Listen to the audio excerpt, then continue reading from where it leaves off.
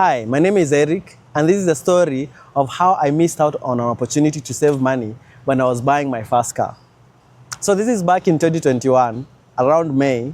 I had been lucky to have saved a bit of money, and I was shopping for my first car, and I really didn't know where to look. So I had gone around 2 yards, and then one day a friend of mine sent me a link to a Facebook page where this car was being sold, and he was like, my friend has a car like this and it's nice. So it was a 2008 Mazda Axela. So I picked up the phone, called the guy on Facebook, and we met. And I went around the car and I was like, this is a good car. So the next day, I called my friend and told him, hey, come and also give me a second opinion. At the time, having been never owned a car before, I didn't know any trusted mechanic that could bring. So we checked the car with my friend, we drove it around the parking lot, and we were like, you know what, this is good. So we ended up agreeing to pay 500K for the car, which by the way was a good deal at the time. And we sealed the deal at the parking lot.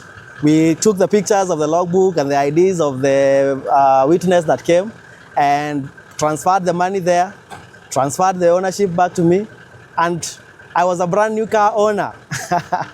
But, and this is a big but, I came to learn of a crucial mistake that I did.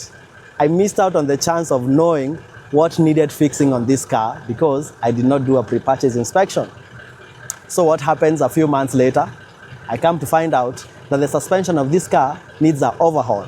I needed to change all the bushings, all the shock absorbers, and this and a few other suspension components ended up costing me just about 50,000 shillings, including labor.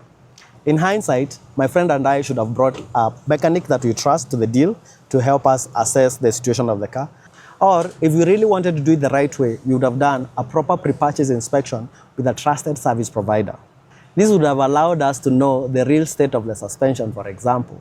And then the report, we would have used it potentially to negotiate down the price that would have made the suspension overhaul less painful. So that's my story. A little excitement about buying my first car, and I failed to do the due diligence that would have saved me money. So what's your story? Have you had a positive or negative car buying experience? Ama ulipata deal poa kunishinda? Tell us your story in the comments, or maybe you've heard someone's story. And if we like your story, you might just win yourself a 3,000 bob shopping voucher.